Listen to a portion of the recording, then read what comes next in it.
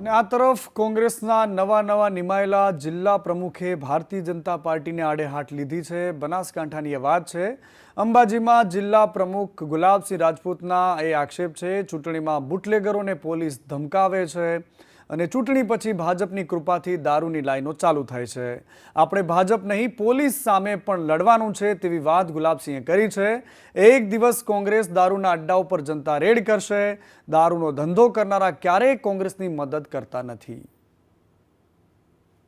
કોઈ પણ સરકાર હોય કે પોલીસ તંત્ર ખોટી રીતે કોઈ પણ કોંગ્રેસના કાર્યકર્તા માટે જો હેરાન કરશે તો અહીંયાના સ્થાનિક ધારાસભ્ય હોય કે સંસદ સભ્યો કે જિલ્લા કોંગ્રેસના પ્રમુખ તરીકે અડધી રાતે પણ એમના માટે આવીને ઉભા રહીશું અને જ્યાં પણ લડાઈ લડવી પડશે કોંગ્રેસના કાર્યકર્તા માટે લડશું, કેમ કે પોલીસ તંત્ર પણ કાચના ઘરમાં રહે છે અને જો કોઈ પણ કોંગ્રેસ પાર્ટીના કાર્યકર્તાને હેરાન પરેશાન કરશે તો અમે પણ એવી રીતે લડાઈ લડશું। અહીંયા પણ કોંગ્રેસ કાર્યકર્તાઓને કીધું છે એક સાથે સમગ્ર બનાસકાંઠા જિલ્લાની અંદર જે રીતે ખુલ્લે આમ દારૂની લાઈનો ચાલે છે, ખુલ્લે આમ દારૂના ઠેકા ચાલે છે, જેમ રાજસ્થાનમાં કોઈને જવું નથી પડતું, અહીંયા બનાસકાંઠાની અંદર જ બધી ફેસિલિટી મળી જાય છે।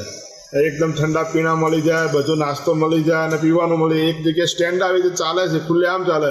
તો અમને ખબર છે, પોલીસને ખબર નથી।